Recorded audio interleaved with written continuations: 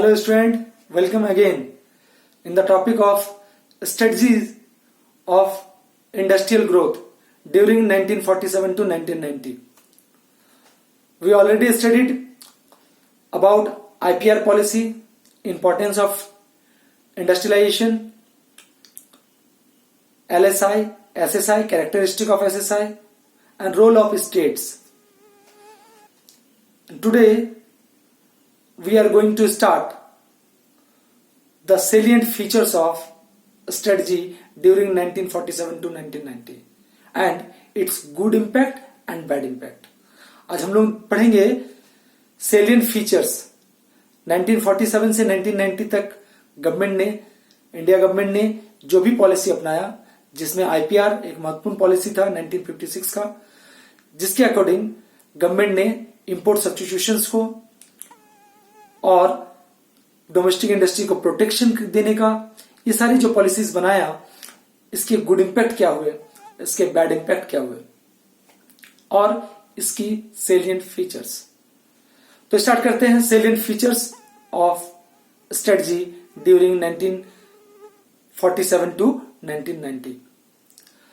There are some points which explain the salient features during 1947 to 1990.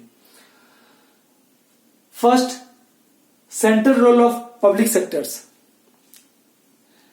इस period में public sectors को main role के लिए रखा गया. The public sector plays main role, main important role. सारे large scale industries mostly started by public sectors. पीओसीयू start किया गया और उसके अकॉर्डिंग सारे पब्लिक सेक्टर्स को स्टार्ट किया गया. मतलब पब्लिक सेक्टर का ही मेन रोल ऐसा माना गया इस पीरियड में. सारे गवर्नमेंट्स के कंट्रोल में ये सारे सेक्टर्स इंप्रूव कर रहे थे. Next, secondary role of private sectors. Private sectors play only secondary role. They need to help to public sectors. Private sectors only produce those goods which needed for public sectors, which help to public sectors. Means the private sectors plays secondary role. Next, import substitutions. ये बहुत important point है. Import substitutions. It means it is the policy which promote those goods which can replace imported goods. हम लोग ऐसे goods को promote कर रहे थे, ऐसे गुड्स को यूज ज्यादा करने का ट्राई कर रहे थे जो हमें इंपोर्टेड गुड्स का सब्स्टिट्यूशंस बन सके. Next, protected from foreign competition. All the domestic industries, public sectors as well as private sectors, protected by government from foreign competition. कैसे प्रोटेक्ट कर रही थी गवर्नमेंट इसको? With the help of import duties, heavy import duties and import quotas. Import duties जो कि import goods पे लगता है. सपोज कोई मल्टीनेशनल कंपनी की गुड्स की प्राइस 20 रुपीज है. ये एक गुड्स है जिसका प्राइस 20 रुपीज है और ये एक डोमेस्टिक गुड्स है जो सेम चीज है बट इसकी प्राइस 30 रुपीज है. तो डेफिनेटली अगर मल्टीनेशनल कंपनी की गुड्स इंडिया में आएगा तो ये 20 रुपीज में होने के कारण पब्लिक इसको परचेज करेगा, इसको नहीं. तो इसे डोमेस्टिक गुड्स को प्रोटेक्ट करना है. तो कैसे करना है? इस पे इंपोर्ट ड्यूटी लगा दिया गया 20 रुपीज का. अब इसकी प्राइस हो गई 40. ये तो पहले से 30 में है तो डेफिनेटली पब्लिक इसको परचेज करेगा.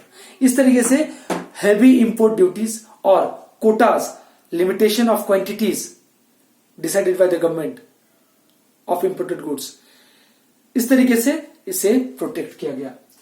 ग्रोथ ऑफ एलएसआई हम लोग पहले भी पढ़े हैं. ग्रोथ ऑफ एलएसआई लाइक विलय, राउरकेला स्टील प्लांट्स गवर्नमेंट ने एस्टेब्लिश की है. बहुत सारा power plants, first 5 year plan, second 5 year plan, third 5 year plan. इस पीरियड में हमारे प्लानर्स ने लार्ज स्केल इंडस्ट्रीज को डेवलप करने के लिए बहुत सारा कदम उठाए. Next, growth of SSI. Definitely growth of SSI encourages social justice and equality. Country में इक्वालिटी को प्रमोट करने के लिए, सोशल जस्टिस को प्रमोट करने के लिए, इंप्लॉयमेंट अपॉर्चुनिटीज को प्रमोट करने के लिए एसएसआई का ग्रोथ किया गया। तो ये सारे फीचर्स थे उस पीरियड के स्ट्रेटजीज में। इसके बहुत सारे गुड इफेक्ट तो थे ही, बहुत सारे बैड इफेक्ट भी हुए, जिसके कारण हमें new economic policy, economic reforms 1991 में लाना पड़ा। ये हम लोग जानते हैं। न्यू इकोनॉमिक पॉलिसीज एलपीजी हमने स्टार्ट किया 1991 में। क्यों स्टार्ट किया? क्योंकि बहुत सारे बैड इफेक्ट इस स्ट्रेटजी में थे। पहले हम गुड इफेक्ट पढ़ते हैं, फिर उसके बैड इफेक्ट को जानेंगे। Good effect of the strategy during 1947 to 1990। वो जो स्ट्रेटजी था उसमें गुड इफेक्ट क्या था? Big push for economic growth after independence. हम जानते हैं कि इंडिपेंडेंस की ड्यूरेशन में, ब्रिटिश पीरियड में हमारी इकोनॉमी एक्सप्लोइट होती रही है ब्रिटिश गवर्नमेंट के द्वारा। But after independence the policy started with big push and recorded 6% GDP growth. जो पॉलिसी गवर्नमेंट ने बनाया, जो हमारे प्लानर्स ने बनाया, उसके बेसिस पे हमारी जीडीपी ग्रोथ में 6% का इजाफा हुआ। इससे हमारी इकोनॉमी को एक स्टार्ट मिला। ये हमारे लिए एक गुड साइन था। Mark diversification in industrial sector. पहले तो हम सिर्फ एग्रीकल्चर सेक्टर की बात करते थे, उसकी कॉमर्शियलाइजेशन की बात करते थे। इंडस्ट्रियलाइजेशन में भी डेवलपमेंट आया। सनराइज इंडस्ट्री, बेसिकली इलेक्ट्रॉनिक्स में बहुत ज्यादा डेवलपमेंट आया इस पीरियड में। ये भी हमारे लिए गुड इफेक्ट है। ग्रोथ ऑफ एलएसआई, बहुत सारे लार्ज स्केल इंडस्ट्रीज डेवलप हुए। Dam, power plant, steel plants, minings, बहुत सारे लार्ज स्केल इंडस्ट्री स्टेब्लिश हुए इस पीरियड में, जो कि हमारे लिए एक गुड इफेक्ट है। Next, growth of SSI. SSI से स्मॉल सेविंग्स का यूटिलाइज हुआ, जो कि कैपिटल फॉर्मेशन में हेल्प किया कंट्री को। यह भी हमारे लिए गुड इफेक्ट है। इक्वालिटी स्टेब्लिश हुआ। बट बहुत सारे बैड इफेक्ट हैं, जिसकी वजह से इस इकोनॉमी को बाद में चेंज करना पड़ा। These are the bad effects. Public sector monopolies. Public sector monopolies, चूंकि फॉरेन कंपटीशन नहीं था बहुत ज्यादा, और public sectors plays as a main role. Public sector को इंपॉर्टेंट ज्यादा दिया गया था। इसकी वजह से पब्लिक सेक्टर में करप्शन बढ़ा था। बहुत सारे डेड इंडस्ट्रीज जिसकी प्रॉफिट जीरो थी, नेगेटिव थी, फिर भी उसे बंद नहीं किया गया, जिसकी वजह से गवर्नमेंट को बहुत लॉस बेयर करना पड़ा। ये बहुत बड़ा बैड इफेक्ट रहा स्प्रेड का। Lack of international standard of production due to protection of domestic industries. Domestic industries को प्रोटेक्ट करने की वजह से हमारी इंडस्ट्रीज कभी भी इंटरनेशनल लेवल की नहीं बन पाई इस पीरियड में। इनकी प्रोडक्ट का स्टैंडर्ड अच्छा नहीं बन पाया, क्योंकि इन्हें डोमेस्टिक मार्केट में कंपटीशन नहीं था मल्टीनेशनल कंपनियों के साथ। इसलिए इन्होंने अपने प्रोडक्शन को स्टैंडर्ड करने का कोशिश नहीं किया। यह भी बैड इफेक्ट रहा, जिसकी वजह से इनकी क्वालिटी लो होते गई।